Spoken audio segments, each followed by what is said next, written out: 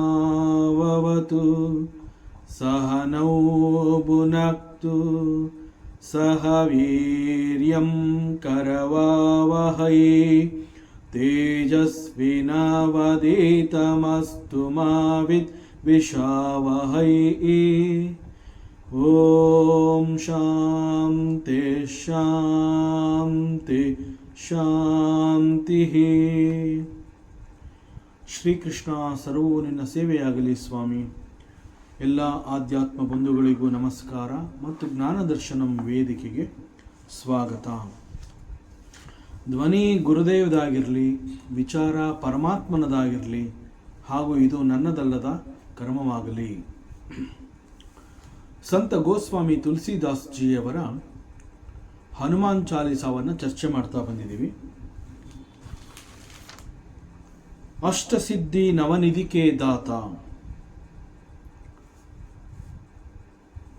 ಅಷ್ಟಸಿದ್ಧಿ ಮತ್ತು ನವನಿಧಿಗಳನ್ನು ತನ್ನ ಭಕ್ತರಿಗೆ ಕೊಡುವಂತಹ ಶಕ್ತಿಯನ್ನು ಹನುಮಂತ ಹೊಂದಿದ್ದಾನೆ. ಹನುಮಂತನಲ್ಲಿ ಅಷ್ಟಸಿದ್ಧಿ ಮತ್ತು ನವನಿಧಿಗಳು ಇತ್ತು. ಅವುಗಳನ್ನು ಮತ್ತೊಬ್ಬರಿಗೂ ಹಂಚಬಹುದು ಅನ್ನುವಂತಹ ಅನುಗ್ರಹ ಅವನಿಗೆ ಸಿಕ್ಕಿದ್ದು ಸೀತಾಮಾತೆಯಿಂದ. ಈ ಅಷ್ಟಸಿದ್ಧಿಗಳಲ್ಲಿ ಅಣಿಮ, ಮಹಿಮ, ಗರಿಮ, ಲಘಿಮ, ಪ್ರಾಪ್ತಿ ಹೀಗೆ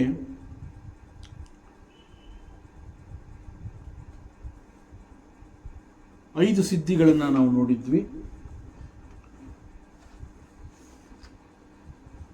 ಹಾಗೂ ಪ್ರಾಕಾಮ್ಯ ಮತ್ತು ಪ್ರಾಕಾಶ್ಯ ಅದು ಕೂಡ ಚರ್ಚೆ ಮಾಡಿ ಆಗಿದೆ. ಮತ್ತು ಈ ಅಷ್ಟಸಿದ್ಧಿಗಳಲ್ಲಿ ಕೊನೆಯದಾಗಿ ಇಷಿತ್ವಂ ಮತ್ತು ವಶಿತ್ವಂ ಇವೆರಡೂ ಕೂಡ ಈ ಅಷ್ಟಸಿದ್ಧಿಗಳಲ್ಲಿ ಕೊನೆಯ 2 ಸಿದ್ಧಿಗಳು. ಈ ಇಷಿತ್ವಂ ಮತ್ತು ವಶಿತ್ವಂ ಅಂತಂದರೆ it is something like power to rule all the 3 worlds. 3 ಲೋಕಗಳನ್ನು ಆಳುವಂತಹ ಸಾಮರ್ಥ್ಯವನ್ನು ಹೊಂದಿರುವಂತಹದ್ದು. ಇಲ್ಲಿ 3 ಲೋಕಗಳನ್ನು ಆಳುವಂತಹ ಸಾಮರ್ಥ್ಯ ಅಂತಂದರೆ ಈ ಇಷಿತ್ವಂ ಮತ್ತು ವಶಿತ್ವಂ ಅನ್ನುವಂತಹದ್ದು ಒಂದು ರೀತಿಯ ಸಿದ್ಧಿ. ಆದರೆ ಹನುಮಂತ ಜಗತ್ತಿನಲ್ಲಿ ಎಲ್ಲರನ್ನೂ ತುಂಬ ಪ್ರೀತಿ ಮಾಡ್ತಾನೆ. ಅವನೆಷ್ಟು ಪ್ರೀತಿ ಮಾಡ್ತಾನೆ ಅಂತಂದರೆ ಹನುಮಂತ ಎಲ್ಲರ ಹೃದಯವನ್ನು ಅವನಿಗೆ ಗೆದ್ದಿದ್ದ. ಹನುಮಂತ ಅಂತಂದರೆ ಸಾಕು, ಎಲ್ಲರೂ ಅವನನ್ನು ಪ್ರೀತಿ ಮಾಡೋ ಹಾಗೆ ಅವನ ವ್ಯಕ್ತಿತ್ವ ಇತ್ತು. ಅದರಿಂದ ಅವನು ಲೋಕವನ್ನು ಆಳಬೇಕು ಅಂತಂದರೆ ಎಲ್ಲರನ್ನು ಗೆಲ್ಲಬೇಕು ಅಂತ ಏನಲ್ಲ, ಆದರೆ ಎಲ್ಲರ ಪ್ರೀತಿಯನ್ನು, ಮನಸ್ಸನ್ನು, ಹೃದಯವನ್ನು ಹನುಮಂತ ಗೆದ್ದಿದ್ದ. ಹೇಗೆ ಗೆದ್ದಿದ್ದ ಅಂತಂದರೆ ಪ್ರೀತಿಯಿಂದನೇ ಗೆದ್ದಿದ್ದ. ತನ್ನ ವ್ಯಕ್ತಿತ್ವ ಆ ರೀತಿಯಲ್ಲಿ ಅವನಿತ್ತು. ಸೊ 3 ಲೋಕಗಳನ್ನು ಆಳುವಂತಹ ಶಕ್ತಿ ಅಥವಾ ಸಾಮರ್ಥ್ಯ ಇಷಿತ್ವಂ ಮತ್ತು ವಶಿತ್ವಂ ಅಂತ ಹೇಳಿದಾಗ ಇದಕ್ಕಾಗಿ ಅವನು he did not use his physical strength to rule the world. ಆ ಅರ್ಥ ಅಲ್ಲ. ಎಲ್ಲರ ಹೃದಯವನ್ನು ಅವನಿಗೆ ಗೆದ್ದಿದ್ದ, ಎಲ್ಲರ ಮನಸ್ಸನ್ನು ಅವನಿಗೆ ಗೆದ್ದಿದ್ದ. ಹೇಗೆ ಗೆದ್ದಿದ್ದ ಅಂತಂದರೆ ಅವನ ವ್ಯಕ್ತಿತ್ವವೇ ಆ ರೀತಿ ಇತ್ತು. ಹನುಮಂತನ ವ್ಯಕ್ತಿತ್ವ ಯಾವ ರೀತಿಯಲ್ಲಿ ಇತ್ತು ಅಂತಂದರೆ ಪ್ರತಿಯೊಬ್ಬರೂ ಹನುಮಂತನನ್ನು ಪ್ರೀತಿ ಮಾಡ್ತಾ ಇದ್ರು. ಅದೇ ರೀತಿಯಲ್ಲಿ ಹನುಮಂತ ಕೂಡ ಎಲ್ಲರ ಮನಸ್ಸು, ಹೃದಯವನ್ನು ಗೆದ್ದು ಎಲ್ಲರನ್ನು ಅವನು ಕೂಡ ಪ್ರೀತಿ ಮಾಡ್ತಾ ಇದ್ದ. ಸೊ ಎಲ್ಲರನ್ನ ಪ್ರೀತಿ ಮಾಡಿ ಎಲ್ಲರ ಮನಸ್ಸು, ಹೃದಯವನ್ನು ಅವನು ಗೆದ್ದಿದ್ದ ಅಂತಂದರೆ ಈ ಅರ್ಥದಲ್ಲಿ ಅವನು 3 ಲೋಕಗಳನ್ನು ಗೆಲ್ಲುವಂತಹ ಸಾಮರ್ಥ್ಯ ಹೊಂದಿದ್ದ. ದಟ್ ಸಾಮರ್ಥ್ಯ ಈಸ್ ಕಾಲ್ಡ್, ಈ ಅಷ್ಟಸಿದ್ಧಿಗಳಲ್ಲಿ ಇಷಿತ್ವಂ ಮತ್ತು ವಶಿತ್ವಂ ಅಂತ ಹೇಳ್ತಾರೆ. ಮತ್ತು ವಶಿತ್ವಂ ಅಂತಂದರೆ ಅದೊಂದು ರೀತಿಯ ಪವರ್. ಹೇಗೆ ಅಂತಂದರೆ it is to control everybody. ಆ ಅರ್ಥ ಬರುತ್ತೆ. ನಾನು ವಶ ಮಾಡ್ಕೋತೀನಿ, ನನ್ನ ವಶದಲ್ಲಿ ನೀ ಇದೆಯಾ ಅಂತ ಹೇಳೋವಂತಹ ಅರ್ಥ ಬರುತ್ತೆ. ವಶಿತ್ವಂ ಅಂತಂದರೆ ಹೀಗೆ ಎಲ್ಲರನ್ನ ಕಂಟ್ರೋಲ್ ಮಾಡಿ ತನ್ನ ವಶದಲ್ಲಿ ಇಟ್ಕೊಳ್ಳುವಂತಹದ್ದು. ಆದರೆ ಇಲ್ಲೂ ಕೂಡ ಇದೊಂದು ಸಿದ್ಧಿ. ಇಲ್ಲಿ ವಶಿತ್ವಂ ಅನ್ನುವಂತಹದ್ದು ಕೂಡ ಯಾವ ರೀತಿಯ ಸಿದ್ಧಿ ಅಂತಂದರೆ,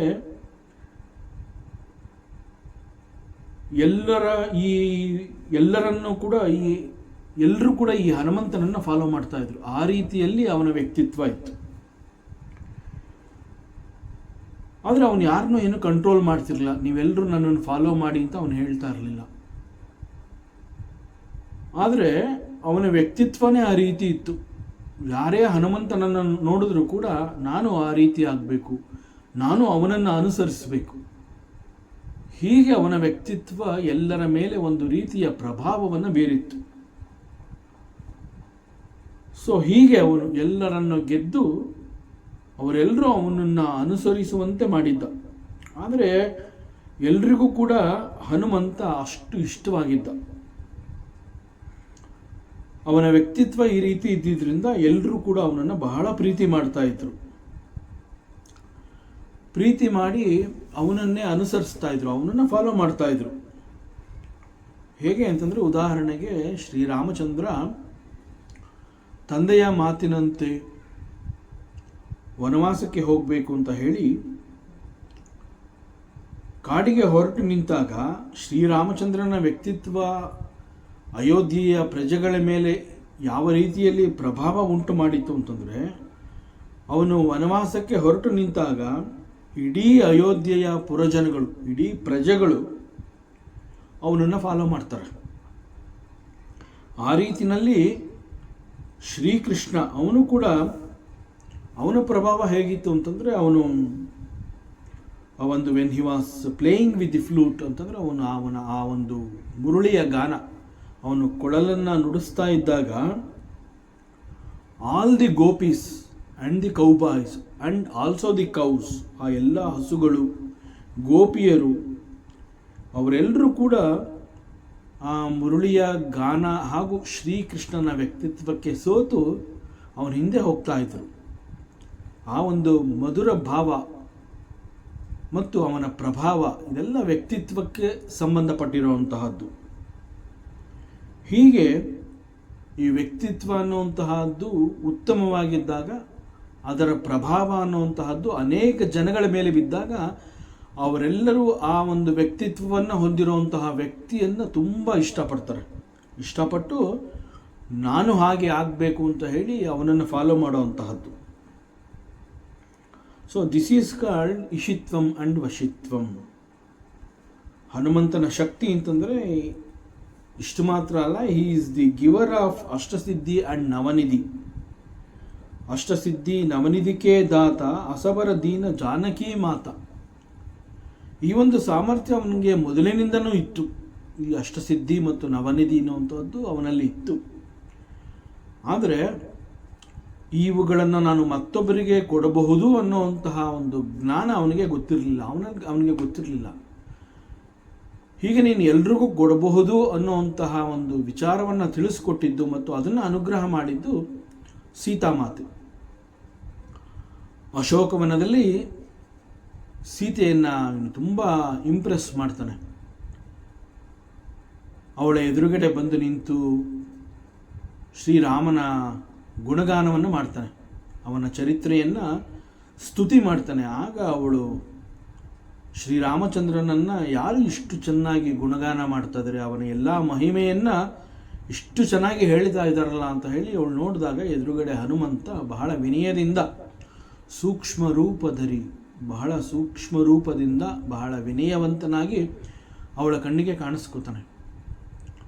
ಹಾಗೂ ಅವಳ ಮನಸ್ಸನ್ನು ಗೆದ್ದು ಹನುಮಂತ ಅವಳಿಗೆ ಶ್ರೀರಾಮಚಂದ್ರ ಕೊಟ್ಟು ಕಳಿಸಿದಂತಹ ಆಭರಣವನ್ನು ತೋರಿಸಿ, ನಾನು ರಾಮನ ಭಕ್ತ, ಅವನ ಸೇವಕ, ನಾನು ನನ್ನ ಪ್ರಭು ಶ್ರೀರಾಮಚಂದ್ರ ಅಂತೆಲ್ಲ ಹೇಳಿ, ಆ ನಂತರದಲ್ಲಿ ಅಶೋಕವನದಲ್ಲಿ ಅನೇಕ ರಾಕ್ಷಸರು ಸೀತೆಯನ್ನು ಹಿಂಸೆ ಮಾಡ್ತಾ ಇದ್ದುದನ್ನು ಇವನು ನೋಡಿರ್ತಾನೆ. ಹಾಗೆ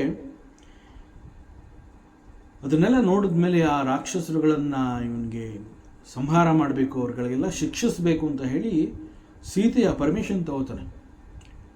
ಆಗ ಅವನು ಅಲ್ಲಿವರೆಗೆ ಅವನು ಸೂಕ್ಷ್ಮ ರೂಪದಲ್ಲಿರ್ತಾನೆ. ಆ ನಂತರದಲ್ಲಿ ಬಿಕಟ ರೂಪಧರಿ ದೈತ್ಯಾಕಾರದ ದೇಹವನ್ನು, ಅಂತಂದರೆ ತನ್ನ ದೇಹವನ್ನು ಬಹಳ ದೊಡ್ಡದಾಗಿ ಬೆಳೆಸ್ಕೊಂಡು ಅಲ್ಲಿ ಅಶೋಕವನದಲ್ಲಿ ನಾ ಹಣ್ಣು ತಿಂತೀನಿ, ಹಸಿವೆ ಆಗಿದೆ ಅಂತ ಹೇಳಿ ಪ್ರಾರಂಭದಲ್ಲಿ ಅಶೋಕವನದಲ್ಲಿದ್ದ ಹಣ್ಣಿನ ಮರಗಳ ಹಣ್ಣನ್ನು ಕಿತ್ತದು, ಕಚ್ಚಿ ತಿಂದು ನೋಡುವಂತಹದ್ದು, ಚೆನ್ನಾಗಿಲ್ಲ ಅಂತ ಹೇಳಿ ಆ ಹಣ್ಣನ್ನು ಎಸೆಯೋದು, ಆ ಮರವನ್ನು ಬುಡಸಹಿತ ನಾಶ ಮಾಡೋದು, ಹೀಗೆ ಇಡೀ ಅಶೋಕವನವನ್ನು ಅಲ್ಲಿರುವಂತಹ ಎಲ್ಲ ಮರಗಳನ್ನು ಅವನು ಧ್ವಂಸ ಮಾಡೋಕ್ಕೆ ಪ್ರಾರಂಭ ಮಾಡ್ತಾನೆ.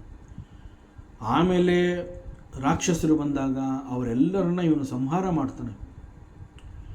ಹನುಮಂತನ ಈ ಒಂದು ಶಕ್ತಿ ಸಾಮರ್ಥ್ಯ ಬಂದಾಗ ಸೂಕ್ಷ್ಮ ರೂಪದಲ್ಲಿದ್ದ, ನಂತರದಲ್ಲಿ ಬಿಕಟ ರೂಪ ದೈತ್ಯಾಕಾರದ ದೇಹವನ್ನು ಹೊಂದಿ ಎಲ್ಲರೊಡನೆ ಕಾಳಗ ಮಾಡಿ ಅವರೆಲ್ಲರನ್ನ ಸೆದೆ ಬಡಿದು ಸಂಹಾರ ಮಾಡಿ ಅವೆಲ್ಲವನ್ನ ಸೀತೆ ನೋಡ್ತಾಳೆ. ನೋಡಿದ ಮೇಲೆ ಇವನ ಶಕ್ತಿಯನ್ನು ಗುರುತಿಸಿ, ಇಷ್ಟೊಂದು ಶಕ್ತಿಯನ್ನೇ ನೀನು ಹೊಂದಿದೆಯಾ ಅಂತ ಹೇಳಿ ಆ ನಂತರದಲ್ಲಿ ಅವಳು ನಿನ್ನಲ್ಲಿರುವಂತಹ ಈ ಒಂದು ಅಷ್ಟಸಿದ್ಧಿ ಮತ್ತು ನವನಿಧಿ ಇವುಗಳನ್ನು ನೀನು ನಿನ್ನ ಭಕ್ತರಿಗೂ ಕೂಡ ಕೊಡಬಹುದು ಅಂತ ಹೇಳಿ ಅವನಿಗೆ ಅನುಗ್ರಹವನ್ನು ಮಾಡ್ತಾಳೆ. ಸೊ ಬುದ್ಧಿ, ಬಲ, ಯಶಸ್ಸು, ಧೈರ್ಯ, ನಿರ್ಭಯತ್ವ, ಆರೋಗ್ಯ, ಅಜಾಡ್ಯ ಮತ್ತು ವಾಕ್ಪಟುತ್ವ ಇವೆಲ್ಲ ಅಷ್ಟಸಿದ್ಧಿ ಮತ್ತು ನವನಿಧಿಗಳು.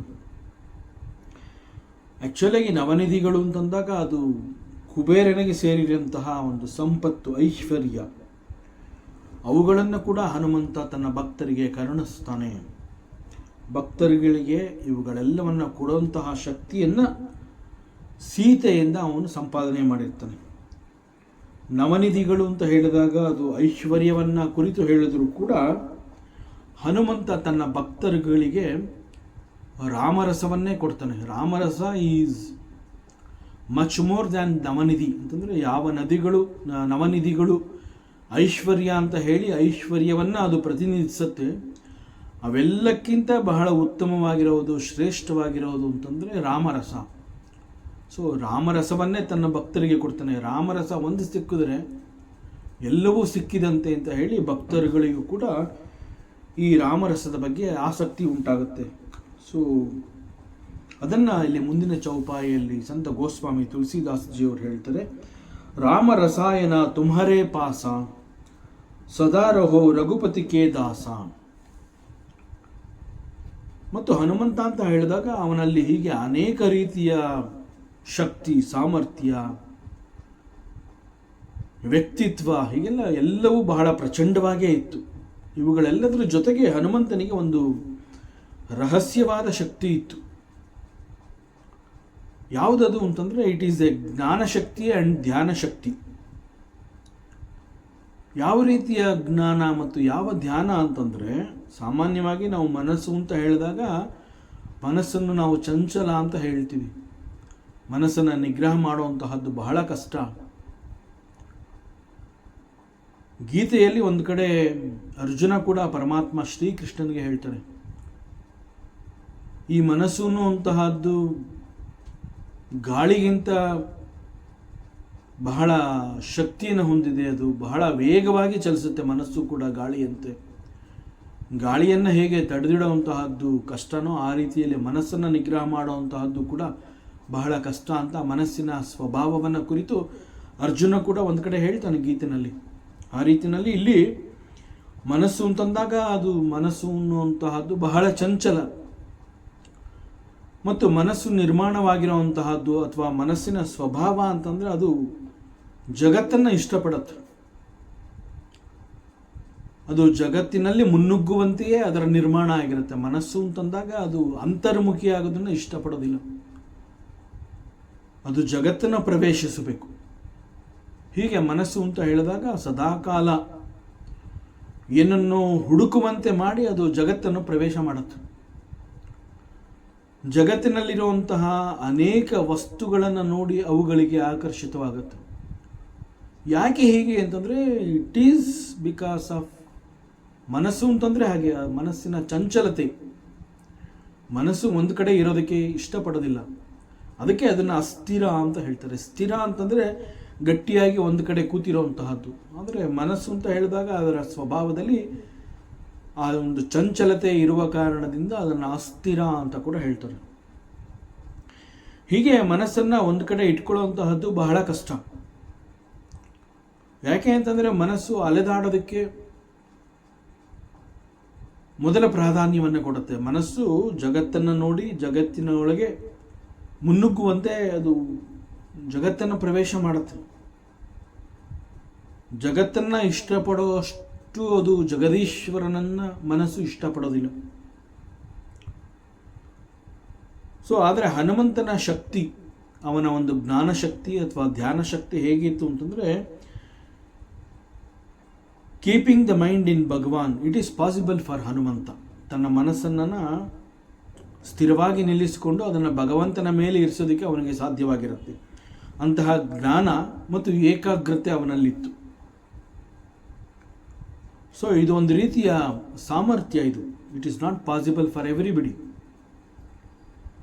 ಇಂತಹದ್ದನ್ನು ಮನೋಸಾಮರ್ಥ್ಯ ಅಂತ ಹೇಳ್ತಾರೆ.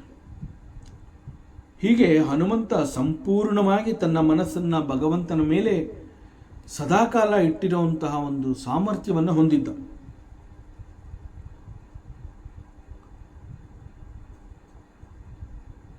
ವಿಜ್ಞಾನವನ್ನು ಓದುವಾಗ ನಾವು ಶಾಲೆಯಲ್ಲಿ ಕೆಮಿಸ್ಟ್ರಿ ಅನ್ನುವಂತಹ ಒಂದು ಸಬ್ಜೆಕ್ಟ್ ಓದಿರ್ತಿದ್ವಿ. ಕೆಮಿಸ್ಟ್ರಿ ಅಂತಂದರೆ ರಸಾಯನಶಾಸ್ತ್ರ ಅಂತ ಹೇಳ್ತಾರೆ. ಈ ಒಂದು ಕೆಮಿಸ್ಟ್ರಿ ಅಂತಂದರೆ ಅಥವಾ ರಸಾಯನಶಾಸ್ತ್ರ ಅಂತಂದರೆ ಅಲ್ಲಿ ಏನು ಅಂತಂದರೆ, ಯಾವುದೇ ಒಂದು ಕೆಮಿಕಲ್ಗೆ ಯಾವ ಪ್ರಪೋರ್ಷನಲ್ಲಿ ಮತ್ತೊಂದನ್ನು ಬೆರೆಸಿದಾಗ ಅದರಿಂದ ಸಿಗುವಂತಹ ಪರಿಣಾಮ ಯಾವ ರೀತಿ ಬೇಕು ಆ ರೀತಿಯಲ್ಲಿ ಅದನ್ನು ಮಾರ್ಪಾಡು ಮಾಡಿಕೊಳ್ಳುವಂತಹದ್ದು. When something is mixed in right proportion we get the right result. ಲ್ಯಾಬಲ್ಲಿ ಇದನ್ನೆಲ್ಲ ಮಾಡಿಸ್ತಾ ಇದ್ರು. ಹೀಗೆ ರಸಾಯನ ಅನ್ನುವಂತಹದ್ದು ಒಂದು ದೊಡ್ಡ ಜ್ಞಾನ. ಇಲ್ಲಿ ಈ ಸಂದರ್ಭದಲ್ಲಿ ರಾಮರಸಾಯನ ಅಂತಂದ್ರೇನು? ಈ ರಸಾಯನ ಅನ್ನುವಂತಹದ್ದು ಒಂದು ದೊಡ್ಡ ಜ್ಞಾನ. ಯಾವ ಥರ ಜ್ಞಾನ ಅಂತಂದರೆ, ಮನಸ್ಸಿನ ಜೊತೆಗೆ ಯಾವುದನ್ನು ಹೆಚ್ಚು ಬೆರೆಯುವಂತೆ ಮಾಡಿದಾಗ ಅದರ ಪರಿಣಾಮ ಹೇಗಿರುತ್ತೆ ಎನ್ನುವಂತಹದ್ದನ್ನು ತಿಳ್ಕೊಳ್ಳುವಂತಹದ್ದು. ದಟ್ ಈಸ್ ಕಾಲ್ಡ್, ಈ ಸಂದರ್ಭದಲ್ಲಿ ಇಲ್ಲಿ ರಸಾಯನ ಅಂತಂದರೆ ಆ ರೀತಿ ಮನಸ್ಸಿನೊಂದಿಗೆ ಯಾವುದನ್ನು ಸಮ ಪ್ರಮಾಣದಲ್ಲಿ ಅಥವಾ ಸರಿಯಾದ ಪ್ರಪೋರ್ಷನಲ್ಲಿ ಬೆರೆಸಿದಾಗ ನಮಗೆ ಬೇಕಾಗಿರುವಂತಹ ಒಂದು ಪರಿಣಾಮ ಅನ್ನುವಂಥದ್ದು ಸಿಗತ್ತಾ ಅಂತ ನಾವು ನೋಡ್ಕೊಳ್ಳುವಂತಹದ್ದು. ಸಾಧನೆ ಅಂತ ಹೇಳಿದಾಗ ಇಂತಹ ಪ್ರಯತ್ನಗಳನ್ನು ನಾವು ಮಾಡ್ತಾ ಇರ್ತೀವಿ. ಮತ್ತು ಈ ರೀತಿಯಲ್ಲಿ ನಮಗೆ ಬೇಕಾಗಿರುವಂತಹ ರಿಸಲ್ಟೇ ಸಿಗಬೇಕು ಅಂತ ಮಾಡುವಂತಹ ಪ್ರಯತ್ನ ಅದು ಕರೆಕ್ಟಾಗಿರಬೇಕು. ಕರೆಕ್ಟಾಗಿ ಮಾಡಿದ್ದೀನಿ ಅನ್ನುವಂತಹದ್ದೇ ಒಂದು ರಹಸ್ಯವಾದ ಜ್ಞಾನ. ಆದರೆ ಸಾಮಾನ್ಯವಾಗಿ ನಮ್ಮ ಪರಿಸ್ಥಿತಿ ಹೇಗಿದೆ ಅಂತಂದರೆ, ದೇಹ ಒಂದು ಕಡೆ ಇದ್ದರೆ ಮನಸ್ಸು ಒಂದು ಕಡೆ ಇರುತ್ತೆ. ದೇಹ ಮನಸ್ಸು ಅನ್ನುವಂತಹದ್ದು ಒಟ್ಟೊಟ್ಟಿಗೆ ಇರೋದಕ್ಕೆ ಸಾಧ್ಯವೇ ಇಲ್ಲ. ಅನೇಕ ಸಂದರ್ಭದಲ್ಲಿ ನಾವು ಎಲ್ಲೋ ಒಂದು ಕಡೆ ಕೂತಿರ್ತೀವಿ, ನಮ್ಮ ಮನಸ್ಸು ನಮ್ಮನ್ನು ಬಿಟ್ಟು ಎಲ್ಲೋ ಬಹಳ ದೂರ ಕೊಟ್ಟೋಗಿರುತ್ತೆ. ಯಾರೋ ಬಂದು ನಮ್ಮನ್ನು ಎಚ್ಚರಿಸಬೇಕು. ಏನಯ್ಯ ಕಣ್ಣು ಬಿಟ್ಕೊಂಡು ಕೂತಿದೀಯಾ, ಎಲ್ಲಿದೆಯಾ ನೀನು ಅಂತ ಕೇಳ್ತಾರೆ. ಆ ಎಲ್ಲಿದೆಯಾ ಅಂತ ಕೇಳಿದಾಗ ನಾ ಎಲ್ಲಿದ್ದೀನಿ ಅನ್ನುವಂತಹದ್ದೇ ನನಗೆ ಮರ್ತೋಗಿರುತ್ತೆ. ಯಾಕೆ ಹೀಗಾಗತ್ತೆ ಅಂತಂದರೆ, ಸ್ಥೂಲವಾದ ದೇಹ ಒಂದು ಕಡೆ ಕೂತಿರುತ್ತೆ, ಆದರೆ ಮನಸ್ಸು ಅನ್ನುವಂತಹದ್ದು ಈ ದೇಹವನ್ನು ಬಿಟ್ಟು ಎಲ್ಲೋ ಬಹಳ ದೂರಕ್ಕೆ ಹೊರಟೋಗಿರುತ್ತೆ. ಯಾಕೆ ಹೀಗೆ ಮಾಡುತ್ತೆ ಅಂತಂದರೆ, ಮನಸ್ಸು ಅನ್ನುವಂತಹದ್ದು ಸದಾ ಅಲೆದಾಡ್ತಾ ಇರುತ್ತೆ. ಅಲೆದಾಡುವಂತಹದ್ದೇ ಮನಸ್ಸಿನ ಸ್ವಭಾವ. ಆದ್ದರಿಂದ ದೇಹ ಮತ್ತು ಮನಸ್ಸು ಅನ್ನುವಂತಹದ್ದು ಒಟ್ಟೊಟ್ಟಿಗೆ ಅನೇಕ ಸಮಯದವರೆಗೆ ಇರೋದಕ್ಕೆ ಸಾಧ್ಯವೇ ಇಲ್ಲ. ಆದರೆ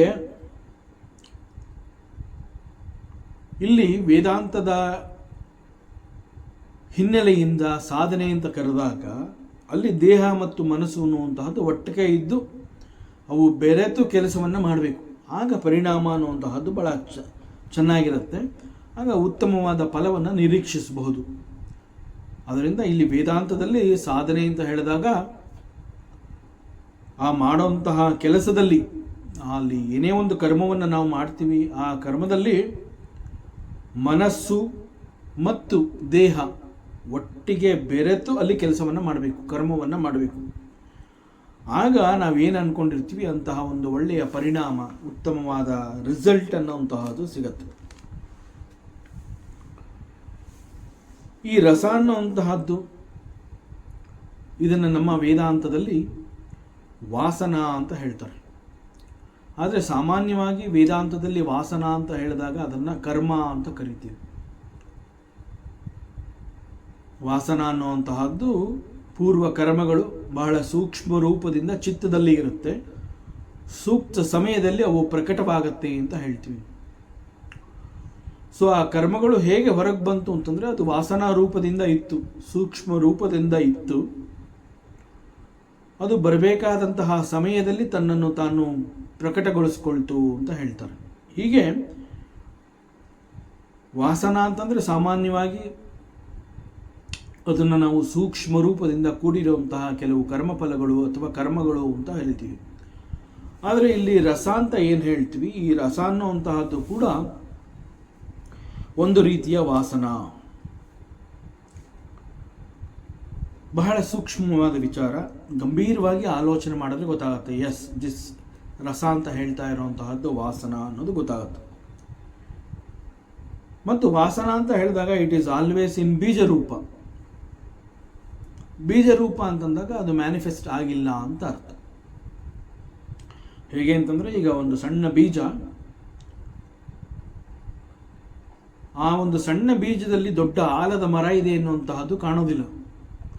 ಆ ಆಲದ ಮರ ಅನ್ನುವಂತಹದ್ದು ಕಂಡು ಬರಬೇಕಾದ್ರೆ ಎಷ್ಟೋ ವರ್ಷಗಳು, ನೂರಾರು ವರ್ಷಗಳೇ ಬೇಕಾಗುತ್ತೆ. ಆದರೆ it is there in that beeja. ಆ ಬೀಜದಲ್ಲಿ ಬಹಳ ಸೂಕ್ಷ್ಮವಾಗಿ ಆ ಆಲದ ಮರ ಅನ್ನುವಂತಹದ್ದು ಇದೆ. ಆದರೆ ಅದು ಮ್ಯಾನಿಫೆಸ್ಟ್ ಆಗಿಲ್ಲ, ಅನ್ಮ್ಯಾನಿಫೆಸ್ಟ್ ಫಾರ್ಮಲ್ಲಿ ಇದೆ. ಆದ್ದರಿಂದ ಅದು ಕಾಣಿಸ್ತಾ ಇಲ್ಲ. ಕಾಣಿಸದೇ ಇರುವಂತಹ ಆಲದ ಮರ ಆ ಬೀಜದಲ್ಲಿ ಇದೆ ಅಂತ ನಾವೇನು ಹೇಳ್ತೀವಿ, that is called Vasana. So ಅದಿನ್ನೂ ಮ್ಯಾನಿಫೆಸ್ಟ್ ಆಗಿಲ್ಲ, ಅದು ಸೂಕ್ಷ್ಮ ರೂಪದಿಂದ ಅದಿದೆ. ಆ ಬೀಜದಲ್ಲಿ ಸೂಕ್ಷ್ಮ ರೂಪದಿಂದ ಬಹಳ ದೊಡ್ಡದಾದ ಆಲದ ಮರ ಇದೆ. ಆದರೆ it is not possible to see. ಅದಿನ್ನೂ ಮ್ಯಾನಿಫೆಸ್ಟ್ ಆಗಿಲ್ಲದೆ ಇರೋದ್ರಿಂದ ಅದನ್ನು ನೋಡೋದಕ್ಕೆ ಸಾಧ್ಯ ಇಲ್ಲ. ಆದ್ದರಿಂದ ಬೀಜದಲ್ಲಿ ಏನಿದೆ ಅನ್ನುವಂತಹದನ್ನು ಗುರುತಿಸೋದಕ್ಕೂ ಕೂಡ ಬಹಳ ಕಷ್ಟ. It is not possible. ಒಂದು ವೇಳೆ ಅನ್ಮ್ಯಾನಿಫೆಸ್ಟ್ ಆಗಿರುವಂತಹ ಆ ರಸ ಅನ್ನುವಂತಹದ್ದು ವ್ಯಕ್ತಿಯ ಬಳಿಗೆ ಬಂದಾಗ ಹೆಲ್ಪ್ಲೆಸ್ಲಿ ಅವನು ಅದರ ಹತ್ತಿರಕ್ಕೆ ಹೋಗ್ತಾನೆ. ಈ ರಸ ಅನ್ನುವಂತಹದ್ದು ಎರಡೂ ರೀತಿಯಲ್ಲಿ ವರ್ಕ್ ಆಗುತ್ತೆ. ಇಟ್ ಮೀನ್ಸ್ ಇಫ್ ದ ರಸ ಈಸ್ ಇನ್ ಸಾತ್ವಿಕ್ ಕಂಡೀಷನ್, ಅದು ಸಾತ್ವಿಕವಾಗಿದ್ದರೆ ಅಂತಂದರೆ, ಸಾತ್ವಿಕ ಅಂತಂದರೆ ಗುಡ್ ಥಿಂಗ್ಸ್, ಒಳ್ಳೆಯದು, ಶುಭವಾಗಿರುವಂತಹದ್ದಾಗಿದ್ದ ಪಕ್ಷದಲ್ಲಿ, in spite of all difficulties, ಕಣ್ಣೆದುರುಗಡೆ ಅನೇಕ ತೊಂದರೆಗಳು ಅನ್ನುವಂತಹದ್ದು ಇದ್ದರೂ ಕೂಡ ನಮಗೆ ಪರಿಣಾಮ ಅನ್ನುವಂತಹದ್ದು ಬಹಳ ಸುಖಕರವಾಗಿ ಆಗುತ್ತೆ. ಯಾಕೆ ಅಂತಂದರೆ ಸೂಕ್ಷ್ಮ ರೂಪದಲ್ಲಿ ಆ ರಸ ಅನ್ನುವಂತಹದ್ದು ಸಾತ್ವಿಕದಿಂದ ಕೂಡಿರುತ್ತೆ.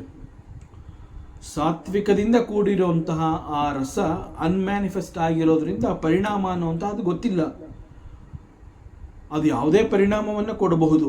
ಆದರೆ ಆ ರಸ ಅಂತ ಹೇಳಿ ಆ ವಾಸನ ಅನ್ನುವಂತಹದ್ದು ಆ ಬೀಜದಲ್ಲಿ ಅದು ಸಾತ್ವಿಕದಿಂದ ಕೂಡಿದ್ರೆ ಮುಂದೆ ಅದು ಒಳ್ಳೆಯ ಫಲವನ್ನೇ ಕೊಡುತ್ತೆ.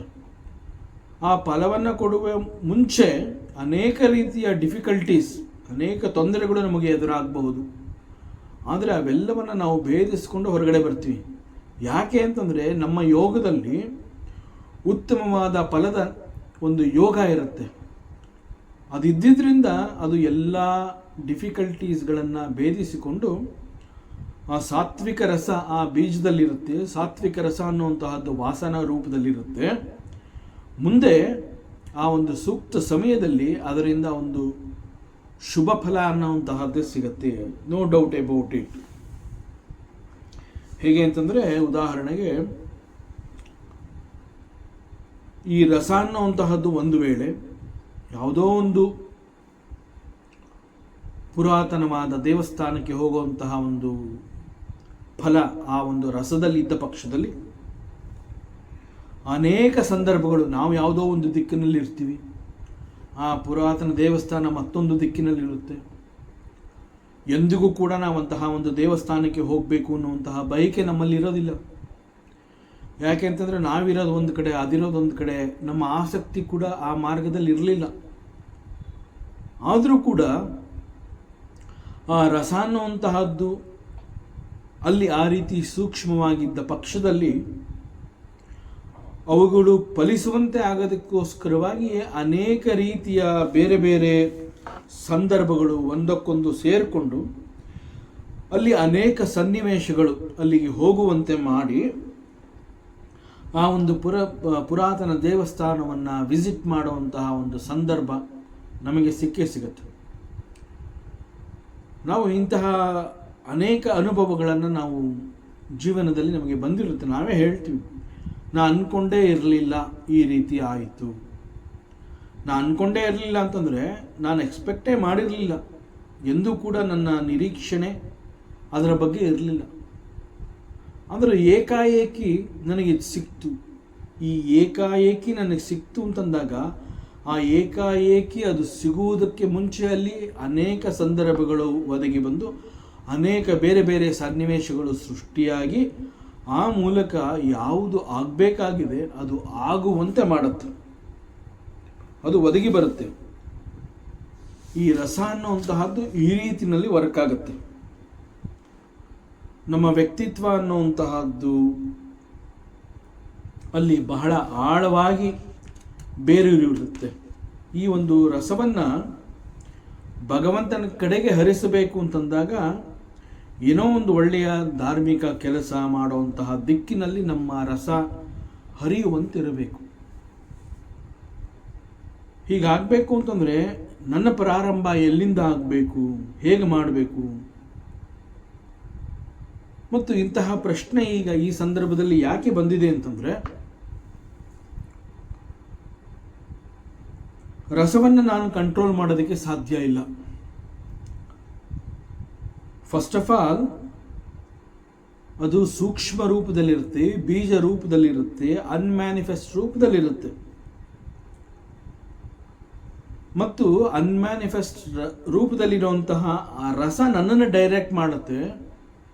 ನನಗೆ ಆ ರಸವನ್ನು ಡೈರೆಕ್ಟ್ ಮಾಡುವಂತಹ ಶಕ್ತಿ ಇಲ್ಲ. ವಸ್ತುಸ್ಥಿತಿ ಹೀಗಿದೆ ಅಂತಂದ ಮೇಲೆ ಈ ವಾಸನ ಅಥವಾ ರಸದ ಮೇಲೆ ನನ್ನ ಜ್ಞಾನವನ್ನು ಅಲ್ಲಿ ಹರಿಸೋದಕ್ಕೆ ಸಾಧ್ಯವೇ ಇಲ್ಲ ಅಂತ ಆಯಿತು. ಸಾಮಾನ್ಯವಾಗಿ ನನ್ನ ಯೋಚನೆಯ ದಿಕ್ಕು ಹೇಗಿರುತ್ತೆ ಅಂತಂದರೆ, ನನ್ನ ಯೋಚನೆಯ ದಿಕ್ಕು ಯಾವ ರೀತಿಯಲ್ಲಿರುತ್ತೆ ಆ ರೀತಿಯಲ್ಲಿ ನನ್ನ ಕರ್ಮಗಳು ನಡೆಯುವಂತೆ ಆಗುತ್ತೆ. ಯಾವಾಗ ಈ ರಸ ಅನ್ನುವಂತಹದ್ದು ಒಂದು ಥಾಟ್ ಆಗಿ ಆಲೋಚನೆಯಾಗಿ ಮನಸ್ಸಿನಲ್ಲಿ ಬಂದು ನಿಲ್ಲುತ್ತೆ, ಆಗ we should be very alert. ಅಂತಂದರೆ ಅದಕ್ಕೆ ನಮ್ಮ ಆಲೋಚನೆಗಳನ್ನು ಗಮನಿಸುವಂತೆ ನಮ್ಮ ಪ್ರಜ್ಞೆಯನ್ನು ಜಾಗೃತವಾಗಿ ನಾವು ಇಟ್ಕೊಂಡಿರಬೇಕು. ಮನಸ್ಸು ಅಂತ ಹೇಳಿದಾಗ ನಮ್ಮಲ್ಲಿ ನಿರಂತರವಾಗಿ ಅನೇಕ ರೀತಿಯ ಯೋಚನೆಗಳು ಹರಿದಾಡ್ತಾ ಇರುತ್ತೆ. ಆ ಎಲ್ಲ ಯೋಚನೆಗಳು ಕೂಡ ನಮ್ಮ ಗಮನಕ್ಕೆ ಬರೋದಕ್ಕೆ ಸಾಧ್ಯವೇ ಇಲ್ಲ. ಅನೇಕಗಳು ನಮಗೆ ಅರ್ಥನೂ ಆಗೋದಿಲ್ಲ. ಆದರೂ ಕೂಡ ನಾವು ಸಾಕಷ್ಟು ಮಟ್ಟಿಗೆ ಜಾಗೃತವಾಗಿದ್ದ ಪಕ್ಷದಲ್ಲಿ ಅನೇಕ ಆಲೋಚನೆಗಳ ದಾಟಿಯನ್ನು ನಾವು ಗಮನಿಸಬಹುದು. ನನ್ನ ಆಲೋಚನೆಗಳು ಯಾವ ದಿಕ್ಕಿನಲ್ಲಿ ಹರಿತಾ ಇದೆ, ಅದು ನನ್ನ ಮೇಲೆ ಯಾವ ಪ್ರಭಾವವನ್ನು ಬೀರ್ತಾ ಇದೆ, ಆ ಆಲೋಚನೆಗಳು ನನ್ನನ್ನು ಹೇಗೆ ಸಿದ್ಧಪಡಿಸ್ತಾ ಇದೆ, ನನ್ನನ್ನು ಅದು ಹೇಗೆ ರೆಡಿ ಮಾಡ್ತಾ ಇದೆ ಎನ್ನುವಂತಹದನ್ನು ನಾನು ಗಮನಿಸಬಹುದು. ಹೀಗೆ ಗಮನಿಸುವ ಶಕ್ತಿ ನನಗೆ ಯಾವಾಗ ಬರುತ್ತೆ ಅಂತಂದರೆ, ನನ್ನ ಯೋಚನೆಗಳನ್ನು ನಾನು ಬೆನ್ನಟ್ಟಬೇಕು. ಆ ಯೋಚನೆಗಳನ್ನು ಬೆನ್ನಟ್ಟುವಾಗ ಅದು ನಿಷ್ಪ್ರಯೋಜಕ ಅಂತಂದಾಗ ಅದನ್ನು ಅಲ್ಲೇ ಬಿಟ್ಬಿಡ್ಬೇಕು. ಇಲ್ಲ ಅಂತಂದರೆ ನಿಷ್ಪ್ರಯೋಜಕವಾದಂತಹ ಆ ಯೋಚನೆಯ ಹಿಂದೆಯೇ ನಾನು ಹೋಗ್ತಾ ಇರ್ತೀನಿ. ಆದರೆ ಪ್ರಜ್ಞೆ ಜಾಗೃತವಾಗಿದ್ದಾಗ, ನಾನು ಎಚ್ಚರದ ಸ್ಥಿತಿಯಲ್ಲಿದ್ದಾಗ ಆ ಯೋಚನೆಯ ದಿಕ್ಕು ಹೇಗಿದೆ ಎನ್ನುವಂತಹದ್ದು ನನಗೆ ಗೊತ್ತಾಗುತ್ತೆ. ಅದರಿಂದ ನಮ್ಮ ಯೋಚನೆಯ ದಾಟಿಯನ್ನು ನಾವು ಗಮನಿಸುವಂತೆ ನಮ್ಮ ಪ್ರಜ್ಞೆಯನ್ನು ಜಾಗೃತಗೊಳಿಸಿ ಹೆಚ್ಚು ಎಚ್ಚರದಲ್ಲಿ ನಾವಿರಬೇಕು. ಇದು ಧಾರ್ಮಿಕ ಆಲೋಚನೆಯ ಅಥವಾ ಸ್ವಾರ್ಥದ ಆಲೋಚನೆಯ, ಯಾವ ರೀತಿಯ ಯೋಚನೆ ಇದು, ನನ್ನ ಥಾಟ್ ಹೇಗಿದೆ, ಹೀಗೆ ಅದನ್ನು ವಿಶ್ಲೇಷಣೆ ಮಾಡಿ ಆ ದಿಕ್ಕಿನಲ್ಲಿ ಸ್ವಲ್ಪ ಎಚ್ಚರ ನಾನು ವಹಿಸಬೇಕಾಗುತ್ತೆ. ಹೀಗೆಲ್ಲ ಮಾಡಬೇಕು ಅಂತಂದರೆ ನಮ್ಮ ಪ್ರಜ್ಞೆ ಎನ್ನುವಂತಹದ್ದು ಎಚ್ಚರವಾಗಿರಬೇಕು. ಹೀಗಿದ್ದಾಗ ನಮ್ಮ ವಾಸನೆ ಹೇಗಿದೆ ಅಂತಂದರೆ ಅದರ ಸ್ವರೂಪವನ್ನು ತಿಳಿಯುವಂತಹ ಪ್ರಯತ್ನವನ್ನು ಕೂಡ ನಾವು ಮಾಡಬಹುದು. ಆದರೆ ಈ ಒಂದು ವಾಸನ ಅಥವಾ ರಸ ಅನ್ನುವಂತಹದ್ದು ಸೂಕ್ಷ್ಮ ರೂಪದಲ್ಲಿದೆ ಅಂತ ಗೊತ್ತಾದಾಗ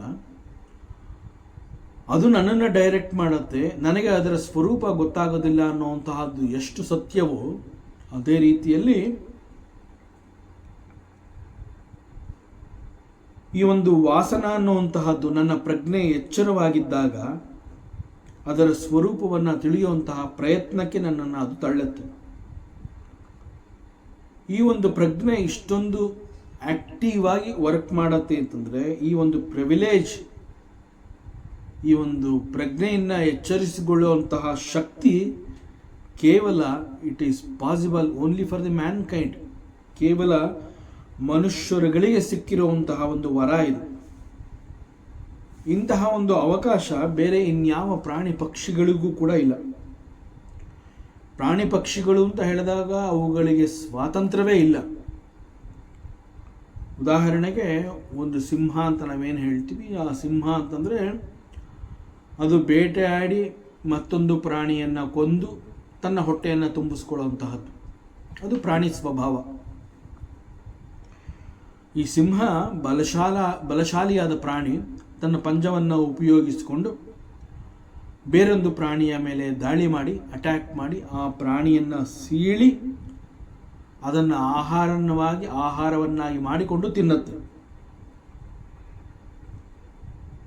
ಆದರೆ ಯಾವತ್ತೂ ಕೂಡ ಈ ಸಿಂಹ ನಾನು ಮತ್ತೊಂದು ಪ್ರಾಣಿಯನ್ನು ನನ್ನ ಪಂಜದಿಂದ ಹೊಡೆದು ಕೊಂದು ನಾನು ಅದನ್ನು ತಿಂತಾ ಇದ್ದೀನಿ, ಹೀಗೆ ನಾನು ಮಾಡ್ತಾ ಇರೋವಂತಹದ್ದು ಧರ್ಮವ ಅಥವಾ ಅಧರ್ಮವ, ನಾನು ಈ ರೀತಿ ಮಾಡ್ಬೋದಾ ಅಂತ ಸಿಂಹ ಯಾವತ್ತೂ ಕೂಡ ಯೋಚನೆ ಮಾಡೋದಿಲ್ಲ. ಯಾಕೆ ಅಂತಂದರೆ ಸಿಂಹಕ್ಕೆ ಈ ರೀತಿ ಯೋಚನೆ ಮಾಡುವಂತಹ ಶಕ್ತಿನೇ ಇಲ್ಲ.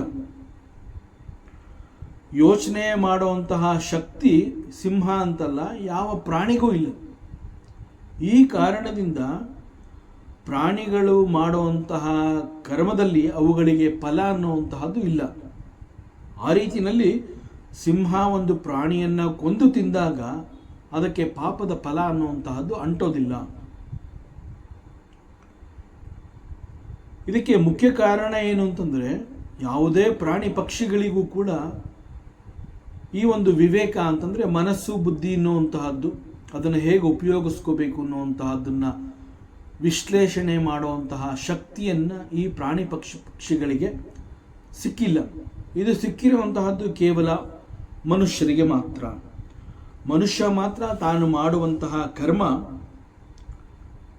ಮಾಡುವಂತಹ ಕೆಲಸ, ನಾ ಏನು ಮಾಡ್ತಾ ಇದ್ದೀನಿ, ಹೇಗೆ ಮಾಡ್ತಾ ಇದ್ದೀನಿ, ಇದರ ಪರಿಣಾಮ ಏನಾಗಬಹುದು, ಇವೆಲ್ಲವನ್ನ ಕಲ್ಪನೆ ಮಾಡಿಕೊಳ್ಳುವಂತಹ ಸಾಮರ್ಥ್ಯ ಅವನಿಗಿದೆ.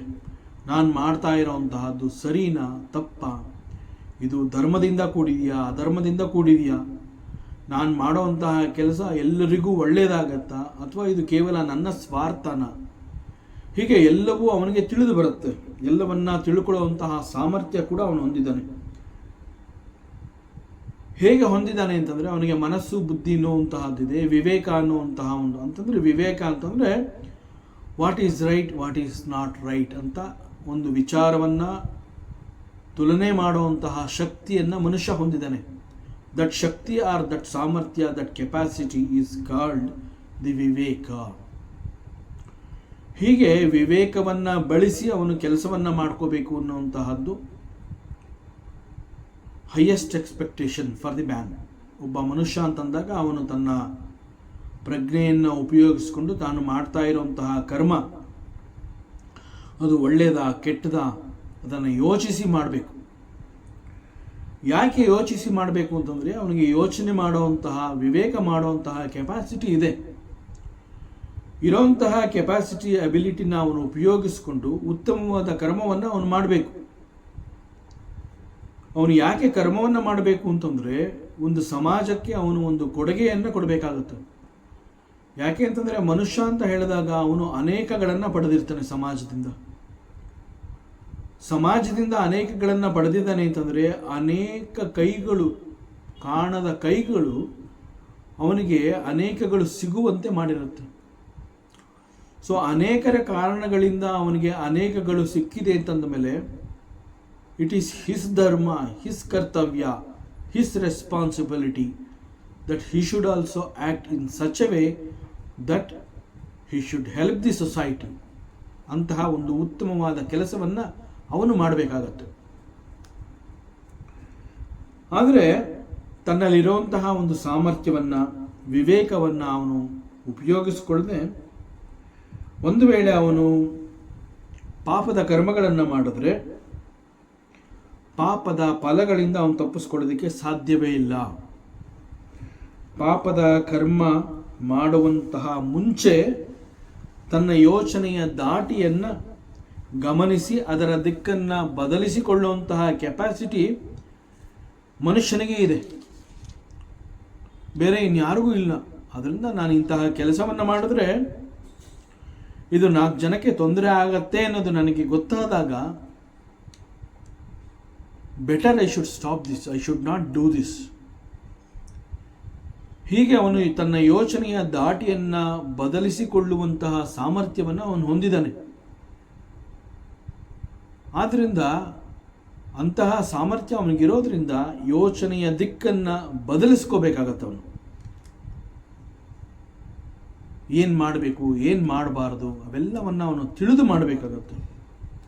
ಉದಾಹರಣೆಗೆ ಹಸು ಕೇವಲ ಹುಲ್ಲನ್ನು ತಿನ್ನತ್ತೆ ಅಂತಂದರೆ ಇಟ್ ಈಸ್ ನಾಟ್ ಬಿಕಾಸ್ ಹುಲ್ಲು ಈಸ್ ಸಾತ್ವಿಕ್. ಹಸುಗೆ ಗೊತ್ತಿಲ್ಲ ಈ ಹುಲ್ಲು ಅನ್ನುವಂತಹದ್ದು ಸಾತ್ವಿಕ ಆಹಾರ, ಇದನ್ನು ಮಾತ್ರ ನಾನು ತಿನ್ನಬೇಕು ಅನ್ನುವಂತಹದ್ದು ಹಸುಗೆ ಗೊತ್ತಿಲ್ಲ. ಆದರೆ ಕೌ ಈಸ್ ಡಿಸೈನ್ಡ್ ಸೋ. ಒಂದು ಹಸು ಅಂತ ಹೇಳಿದಾಗ ಪ್ರಕೃತಿ ಅದರ ಸೃಷ್ಟಿಯನ್ನು ಆ ರೀತಿಯಲ್ಲೇ ಮಾಡಿರುತ್ತೆ. ಆದ್ದರಿಂದ ಇಂತಹ ಒಂದು ಕುಲವನ್ನು, ಪ್ರಾಣಿ ಪಕ್ಷಿಗಳ ಕುಲವನ್ನು ಪ್ರಾಕೃತಿಕ ಯೋನಿ ಅಂತ ನಮ್ಮ ಶಾಸ್ತ್ರ ಕರೆಯುತ್ತೆ. ಪ್ರಾಕೃತಿಕ ಯೋನಿ ಅಂತ ಹೇಳಿದಾಗ ಪ್ರಕೃತಿ will decide how this particular ಜೀವ ಶುಡ್ ಲಿವ್ ಹಿಯರ್. ಸೊ ಈ ರೀತಿಯಲ್ಲಿ ಇನ್ಫ್ಯಾಕ್ಟ್ ಪ್ರಕೃತಿ ಕಂಟ್ರೋಲ್ಸ್. ಆದರೆ ಮನುಷ್ಯ ಅಂತ ಹೇಳಿದಾಗ, ಮನುಷ್ಯ ಯೋನಿ ಅಂತ ಹೇಳಿದಾಗ ಅವನಿಗೆ ಒಂದು ಆಯ್ಕೆ ಇದೆ. ಯಾವುದು ಸರಿ ಯಾವುದು ತಪ್ಪು ಅನ್ನುವಂತಹದನ್ನು ಆಯ್ಕೆ ಮಾಡಿಕೊಳ್ಳುವಂತಹ ಶಕ್ತಿ ಅವನಲ್ಲಿದೆ.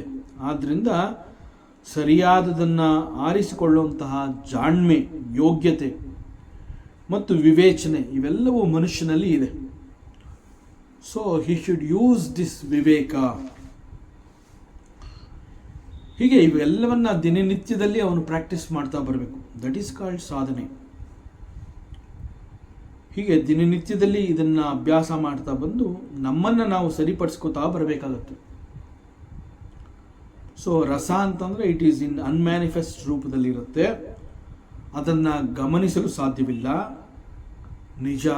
ಆದರೆ ಮನಸ್ಸು, ಬುದ್ಧಿ ಅಂತ ಹೇಳಿದಾಗ ಅದು ಯಾವ ದಿಕ್ಕಿನಲ್ಲಿದೆ ಅದರ ಬಗ್ಗೆ ನನ್ನ ಗಮನವನ್ನು ಕೊಡುವಂತಹ ಶಕ್ತಿ ಇದೆ.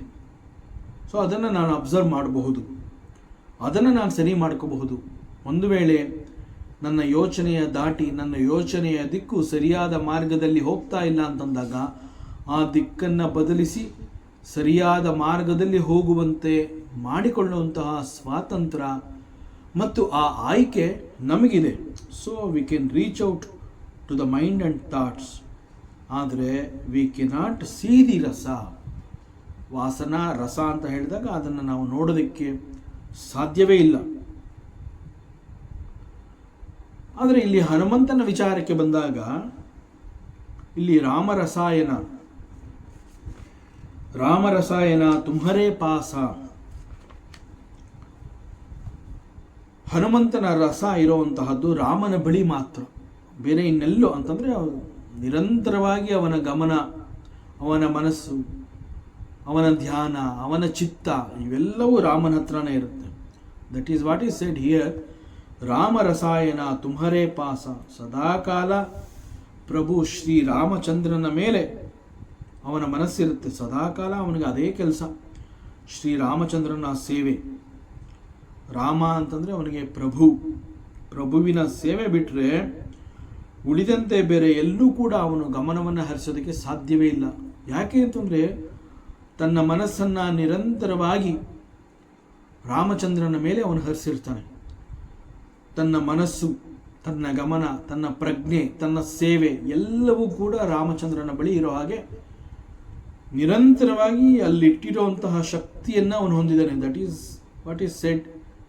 ಹನುಮಂತನ ಒಂದು ಜ್ಞಾನ ಮತ್ತು ಹನುಮಂತನ ಧ್ಯಾನ ಇದು ಅವನ ಶಕ್ತಿ ಅಂತ ಯಾಕೆ ಕರೆದಿದ್ದಾರೆ ಅಂತಂದರೆ, it is not possible for everybody. ಮನಸ್ಸನ್ನು ಆ ರೀತಿಯಲ್ಲಿ ನಮ್ಗೆ ಯಾರಿಗೂ ಕೂಡ ನಿಗ್ರಹ ಮಾಡ್ಕೊಳ್ಳೋದಕ್ಕೆ ಸಾಧ್ಯ ಇಲ್ಲ.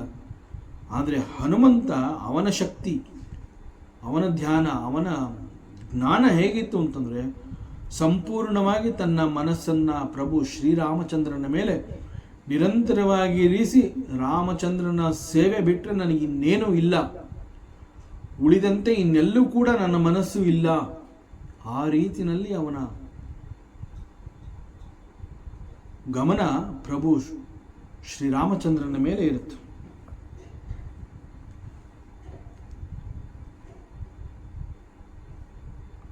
ಹೇಗೆ ಅಂತಂದರೆ ಒಂದೇ ಒಂದು ದಿನ ಇರಲಿ, ಒಂದೇ ಒಂದು ಕ್ಷಣ ನನ್ನ ಗಮನ ಪ್ರಭು ಶ್ರೀರಾಮಚಂದ್ರನ ಮೇಲಿಂದ ಈ ಕಡೆಗೆ ಅದು ಹೊರಳದಂತೆ ನಿರಂತರವಾಗಿ ತನ್ನ ಮನಸ್ಸನ್ನು ಅಲ್ಲಿಟ್ಟಿರುವಂತಹ ಶಕ್ತಿಯನ್ನು ಹೊಂದಿದ್ದಾನೆ.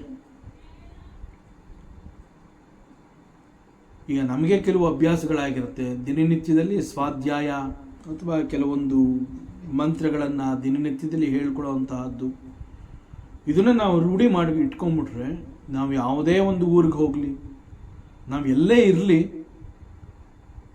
ಆ ಮಂತ್ರವನ್ನು ಪಠಣ ಮಾಡಬೇಕು, ಒಂದು ಸ್ವಲ್ಪ ಹೊತ್ತು ಸ್ವಾಧ್ಯಾಯ ಮಾಡಬೇಕು, ಏನೋ ಒಂದು ಓದಬೇಕು, ಆತ್ಮನ ವಿಚಾರ, ಪರಮಾತ್ಮನ ವಿಚಾರವನ್ನು ಸ್ವಲ್ಪ ಹೊತ್ತು ನಾನು ನನ್ನ ಗಮನವನ್ನು ಅಲ್ಲಿ ಹರಿಸಬೇಕು ಅನ್ನುವಂತಹದ್ದು ಹೇಗೆ ನನಗೆ ಆ ಒಂದು ತುಡಿತ ಇರುತ್ತೆ, ಆ ರೀತಿಯಲ್ಲಿ ಹನುಮಂತನ ತುಡಿತ ಹೇಗೆ ಅಂತಂದರೆ ನಿರಂತರವಾಗಿ ತನ್ನ ಮನಸ್ಸನ್ನು ಪ್ರಭು ಶ್ರೀರಾಮಚಂದ್ರನ ಮೇಲೆ ಇಟ್ಟಿರ್ತಾನೆ. ಅಂಡ್ ಹೀಗೆ ಸಂಪೂರ್ಣವಾಗಿ 100% ತನ್ನ ಮನಸ್ಸು, ಚಿತ್ತವನ್ನು ಪ್ರಭು ಶ್ರೀರಾಮಚಂದ್ರನ ಮೇಲೆ ಇಟ್ಟಿರೋದಕ್ಕೆ ಕೇವಲ ಹನುಮಂತನಿಗೆ ಮಾತ್ರ ಸಾಧ್ಯ. It is not for everybody. ಎಲ್ರಿಗೂ ಈ ಒಂದು ಶಕ್ತಿ ಇಲ್ಲ. ಈ ರೀತಿಯಲ್ಲಿಯೇ ಹನುಮಂತನ ರಸ ರಾಮನ ಬಳಿನಲ್ಲಿ ಪ್ರಭುವಿನ ಸೇವೆಯಲ್ಲಿ ನಿರಂತರವಾಗಿ ಇತ್ತು. ಸದಾರಹೋ ರಘುಪತಿಕೆ ದಾಸ. ಹನುಮಂತ ಅಂತಂದರೆ he is always at the feet of Shriram.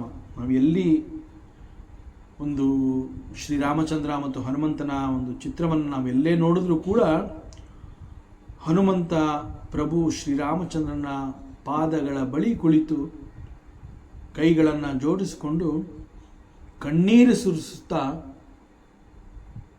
ಪ್ರಭು ಶ್ರೀರಾಮಚಂದ್ರನನ್ನು ನೋಡ್ತಾ ಇರ್ತಾನೆ. He is always at the feet of Shrirama. ಸದಾ ಅಂತ ಹೇಳಿರೋದ್ರಿಂದ even in good times and also in challenging time. ಯಾಕೆ ಅಂತಂದರೆ ಹನುಮಂತ ಅಂತ ಹೇಳಿದಾಗ ರಾಮಾಯಣದಲ್ಲಿ ನೋಡ್ತೀವಿ ಅವನಿಗೆ ಎಂತೆಂತಹ ಒಂದು ಚಾಲೆಂಜ್ಗಳೆಲ್ಲ ಬಂದಿತ್ತು ಅಂತ. ಪ್ರತಿ ಒಂದು ಚಾಲೆಂಜನ್ನು ಎದುರಿಸುವಾಗ ಅವನ ತನ್ನ ಗಮನವನ್ನು ಪ್ರಭು ಶ್ರೀರಾಮಚಂದ್ರನ ಮೇಲಿಟ್ಟು ನಾನು ಮಾಡ್ತಾ ಇರೋವಂತಹದ್ದು ಪ್ರಭು ರಾಮನ ಸೇವೆ. ಅಷ್ಟು ಶ್ರದ್ಧೆ ಇದ್ದಿದ್ದರಿಂದ ಎಂತಹ ಸಮಯ, ಎಲ್ಲ ಡಿಫಿಕಲ್ಟ್ ಟೈಮ್ಸಲ್ಲೂ ಕೂಡ ಅವನು ಯಶಸ್ಸು ಕಾಣ್ತಾ ಇದ್ದ. ಸೊ ದಟ್ ಈಸ್ ದಿ ರಸ ಆಫ್ ಶ್ರೀ ಹನುಮಾನ್ ಜಿ. ರಾಮ ರಸಾಯನ ತುಮ್ಹರೇ ಪಾಸ ಸದಾ ರಹೋ ರಘುಪತಿ ಕೆ ದಾಸ. तुम्हारे भजन राम को पावई जन्म जन्म के दुख बसरावई अंतकाल रघुबर पुरजाई जहाँ जन्म हरि भक्त कहाई. तुम्हारे भजन राम को पावई. ಯಾವ ಭಕ್ತ ಹನುಮಂತನನ್ನ ಕುರಿತು ಭಜನೆ ಮಾಡ್ತಾನೆ, ಹನುಮಂತನನ್ನ ಪೂಜೆ ಮಾಡ್ತಾನೆ, ಹನುಮಂತನನ್ನು ಸ್ತುತಿ ಮಾಡ್ತಾನೆ. ಅಂತಹ ಹನುಮಂತನ ಭಕ್ತ ಅಂತಂದರೆ ಅದು ಪ್ರಭು ಶ್ರೀರಾಮಚಂದ್ರನಿಗೂ ಕೂಡ ಬಹಳ ಪ್ರಿಯ. ಯಾಕೆಂತಂದರೆ ಹನುಮಂತ ಅಂತ ಹೇಳಿದರೆ ಅವನು ರಾಮನ ಭಕ್ತ. ಹನುಮಂತನ ಭಕ್ತನನ್ನು ಶ್ರೀರಾಮ ಕೂಡ ಇಷ್ಟಪಡ್ತಾನೆ.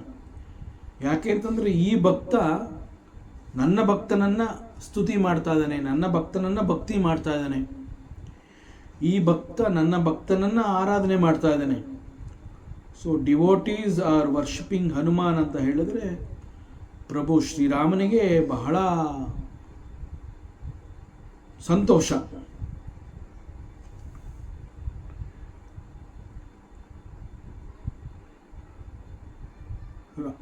ಇದು ಶ್ರೀರಾಮನಿಗೆ ಬಹಳ ಪ್ರಿಯವಾಗಿರುವಂತಹ ವಿಚಾರ. ಶ್ರೀರಾಮ, ಲಕ್ಷ್ಮಣ ಮತ್ತು ಸೀತೆ ಇರುವಂತಹ ಯಾವುದೇ ಒಂದು ದೇವಸ್ಥಾನ ಆಗಿರಲಿ, ನಾವಲ್ಲಿ ಹೋದಾಗ ಅಲ್ಲಿ ಹನುಮಂತನಿಗೆ ಒಂದು ಜಾಗ ಅನ್ನುವಂತಹದ್ದಿರುತ್ತೆ. ಮತ್ತು ಅಲ್ಲಿ ರಾಮನ ಗುಡಿ ಅಂತ ಹೇಳಿದಾಗ ಆ ಪರಿವಾರದ ಜೊತೆಯಲ್ಲಿ ಹನುಮಂತ ಇರಲೇಬೇಕು. ಆದರೆ ಹನುಮಂತನದೇ ಒಂದು ಸ್ವತಂತ್ರವಾದ ದೇವಸ್ಥಾನ ಅಂತ ಹೇಳಿದಾಗ ಅಲ್ಲಿ ಕೇವಲ ಹನುಮಂತ ಮಾತ್ರ ಇರ್ತಾನೆ, ಅಲ್ಲಿ ರಾಮ ಇರಲೇಬೇಕು ಅಂತ ಏನಿಲ್ಲ. ಆದರೆ ರಾಮನ ದೇವಸ್ಥಾನ ಅಂತ ಹೇಳಿದಾಗ ಅಲ್ಲಿ ಹನುಮಂತನಿಗೆ ಒಂದು ಪ್ರತ್ಯೇಕ ಒಂದು ಜಾಗ ಹಾಗೂ ಪರಿವಾರ ಅಂತ ಹೇಳಿದಾಗ ಶ್ರೀರಾಮಚಂದ್ರನ ಪಾದ ಚರಣಗಳ ಬಳಿ ಅವನು ಇದ್ದೇ ಇರ್ತಾನೆ. ಜನ್ಮ ಜನ್ಮಕ್ಕೆ ದುಃಖ ಬಸರಾವೈ, ಹನುಮಂತನ ಭಕ್ತನ ಜನ್ಮ ಜನ್ಮಗಳ ದುಃಖಗಳು ಅದು ಎಷ್ಟೇ ಇರಲಿ ಅವೆಲ್ಲವನ್ನ ಶ್ರೀರಾಮಚಂದ್ರ ಪ್ರಭು ರಾಮಚಂದ್ರ ಪರಿಹಾರ ಮಾಡಿಕೊಡ್ತಾನೆ. ಇದು ಹೇಗೆ ಸಾಧ್ಯ ಅಂತಂದರೆ it is the power of ಭಕ್ತಿ. ಡಿವೋಷನ್ ಅಂತ ನಾವೇನು ಹೇಳ್ತೀವಿ, ಆ ಡಿವೋಷನ್ಗಿರುವಂತಹ ಶಕ್ತಿ ಇದು. ಯಾಕೆ ಅಂತಂದರೆ ಪ್ರಭು ಶ್ರೀರಾಮನ ಭಕ್ತ ಹನುಮಂತ, ಹನುಮಂತನನ್ನು ಭಕ್ತಿ ಮಾಡುವಂತಹ ಭಕ್ತ ಅಂತಂದಾಗ ಅದು ಶ್ರೀರಾಮಚಂದ್ರನಿಗೂ ಕೂಡ ಇಷ್ಟ. ಯಾಕೆ ಅಂತಂದರೆ ಈ ಭಕ್ತ ನನ್ನ ಭಕ್ತನನ್ನು ಪೂಜೆ ಮಾಡ್ತಾ ಇದ್ದಾನೆ. ಹೀಗೆ ಹೇಳಿದಾಗ ಇಟ್ ಈಸ್ ದಿ ಧರ್ಮ, ಇಟ್ ಈಸ್ ದ ರೆಸ್ಪಾನ್ಸಿಬಿಲಿಟಿ ಅಂತ ಹೇಳಿ ರಾಮ ಅಂತಹ ಭಕ್ತನ ಜನ್ಮ ಜನ್ಮಗಳ ಒಂದು ಅದು ಎಷ್ಟೇ ತೊಂದರೆಗಳಿರಲಿ ಅವೆಲ್ಲವನ್ನು ಅವನು ಪರಿಹಾರ ಮಾಡಿಕೊಡ್ತಾನೆ. ಇದು ಹೇಗೆ ಸಾಧ್ಯ ಅಂತಂದರೆ it is because of the ಭಕ್ತನ ಭಕ್ತಿ. ಒಬ್ಬ ಭಕ್ತನ ಭಕ್ತಿ ಹನುಮಂತನ ಮೇಲಿದ್ದ ಕಾರಣದಿಂದ ಹನುಮಂತನ ಪ್ರಭು ಶ್ರೀರಾಮಚಂದ್ರ ತನ್ನ ಭಕ್ತನ ಭಕ್ತಿಯನ್ನು ಮೆಚ್ಚಿ ಅವನೆಲ್ಲ ದುಃಖವನ್ನು ಅವನು ಪರಿಹಾರ ಮಾಡಿಕೊಡ್ತಾನೆ. ಇದು ಕೇವಲ ಈ ಒಂದು ಜನ್ಮದಲ್ಲಿ ಆಗಿರುವಂತಹದ್ದ ಅಂತಂದರೆ ಅಲ್ಲ, ಜನ್ಮ ಜನ್ಮಗಳ ಅನೇಕ ಜನ್ಮಗಳ ಎಷ್ಟೇ ಪಾಪಕರ್ಮಗಳಿರಲಿ ಅವೆಲ್ಲವನ್ನು ಅವನು ಪರಿಹಾರ ಮಾಡಿಕೊಡ್ತಾನೆ ಪ್ರಭು ಶ್ರೀರಾಮಚಂದ್ರ. ಇದು ಹೇಗೆ ಸಾಧ್ಯ ಆಯಿತು ಅಂತಂದರೆ ನಾನು ಹನುಮಂತನ ಭಕ್ತ, ನಾನು ಹನುಮಂತನನ್ನು ಭಕ್ತಿ ಮಾಡಿದೆ, ಹನುಮಂತನನ್ನು ಸ್ತುತಿ ಮಾಡಿದೆ. ಆದರೆ ಹನುಮಂತ ಶ್ರೀರಾಮಚಂದ್ರನಿಗೆ ಬಹಳ ಪ್ರಿಯವಾದ ಪ್ರಭು ಆಗಿದ್ದರಿಂದ ಪ್ರಭು ಶ್ರೀರಾಮಚಂದ್ರ ನನ್ನ ಭಕ್ತಿಯನ್ನು ಮೆಚ್ಚಿ ನನ್ನ ಜನ್ಮ ಜನ್ಮಾಂತರಗಳ ಅನೇಕ ಕರ್ಮಫಲಗಳನ್ನು ಪರಿಹಾರ ಮಾಡಿಕೊಟ್ಟ. It is because of the ಭಕ್ತಿ. ಅದರಿಂದ ಭಕ್ತಿ ಎನ್ನುವಂತಹದ್ದು ಹನುಮಂತನ ಮೇಲಿಟ್ಟಿದ್ದಂತಹ ಭಕ್ತಿ ಮತ್ತಷ್ಟು ಮುಂದೆ ಹೋಗಿ ಅದು ಶ್ರೀರಾಮಚಂದ್ರನನ್ನು ತಲುಪತ್ತೆ. ಹನುಮಂತನನ್ನು ಮಾಡಿದಂತಹ ಭಕ್ತಿ ಫೈನಲ್ ಆಗಿ ಅಲ್ಟಿಮೇಟ್ ಆಗಿ ಅದು ಪ್ರಭು ಶ್ರೀರಾಮಚಂದ್ರನನ್ನು ಹೋಗಿ ತಲುಪಿರುತ್ತೆ. ಆದ್ದರಿಂದ ಜನ್ಮ ಜನ್ಮಾಂತರದ ದುಃಖಗಳನ್ನು ಪ್ರಭು ಶ್ರೀರಾಮಚಂದ್ರ ನಾಶ ಮಾಡಿಕೊಡ್ತಾನೆ. So this is the power of devotion.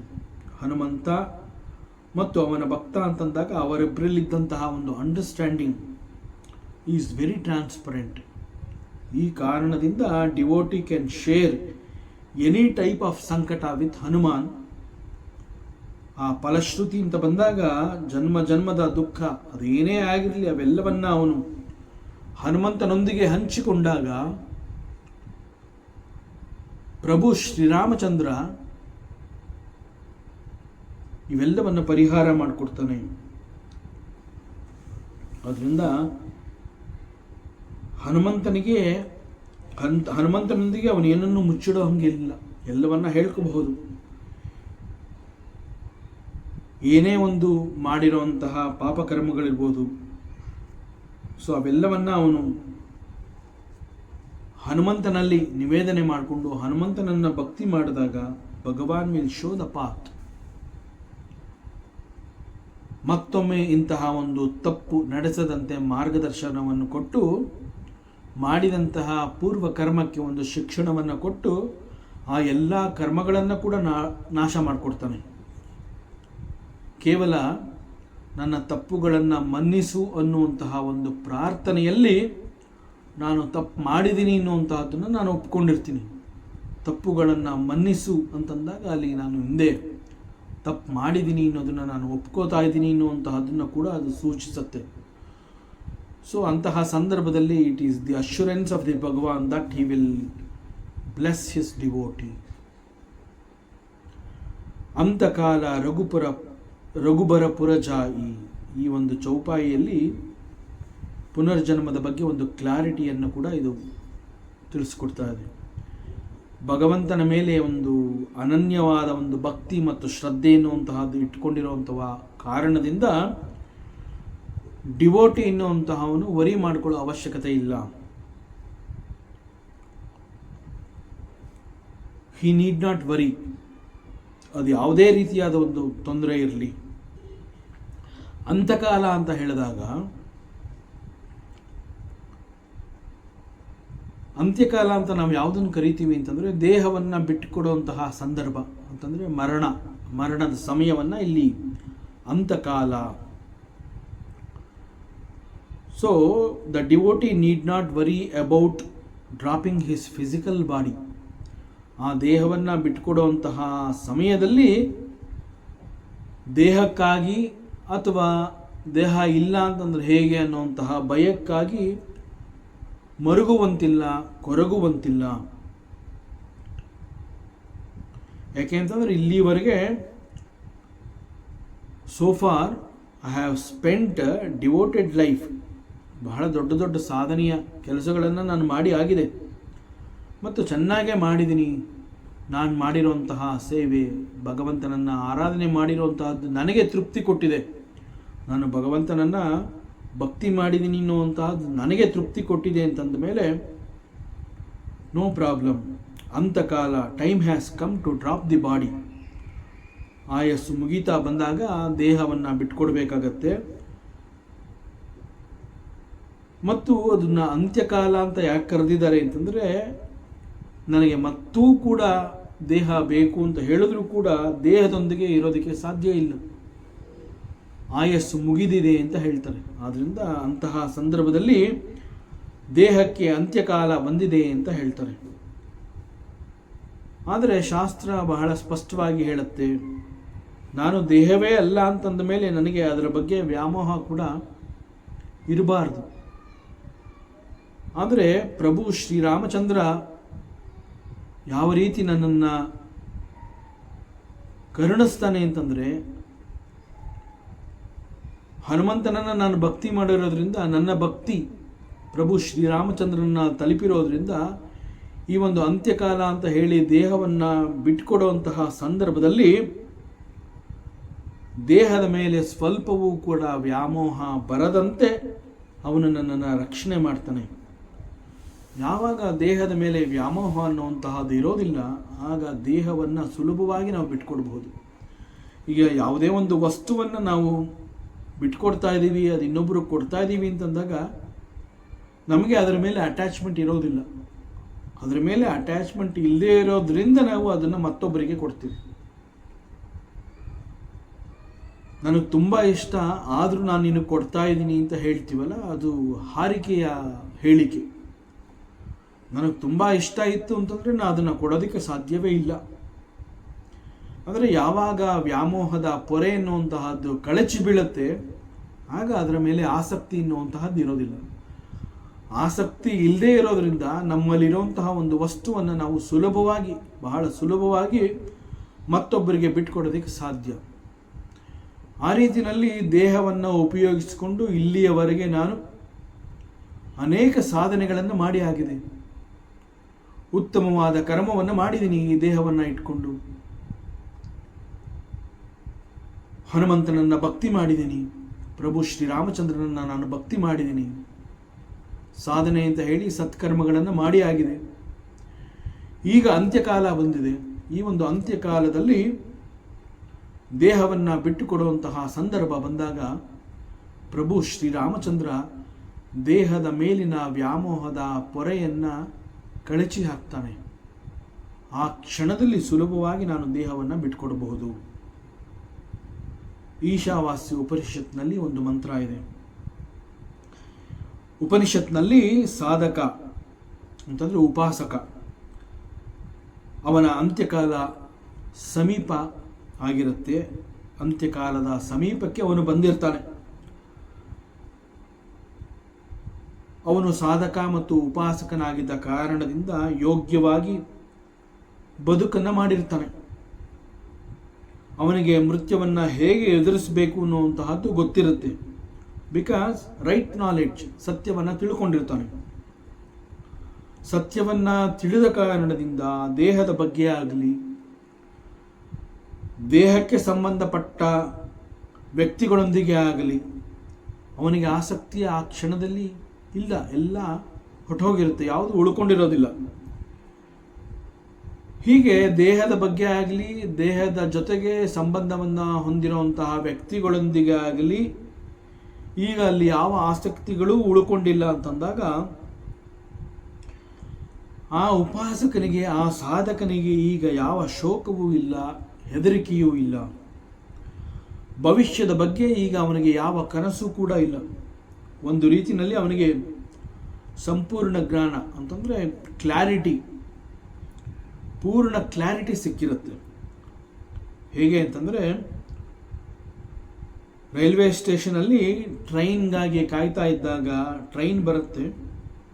ಆ ಟ್ರೈನ್ ಬಂದಾಗ ಹೇಗೆ ಅದನ್ನು ಹತ್ತಿ ಹೋಗ್ತೀವಿ, ಆ ರೀತಿಯಲ್ಲಿ ಮೃತ್ಯು ಅನ್ನುವಂತಹದ್ದು ಬಂದಾಗ ಅವನೀಗಾಗಲೇ ಮೃತ್ಯುವಿನ ಆಗಮನಕ್ಕಾಗಿ ಕಾಯ್ತಾ ಇರ್ತಾನೆ.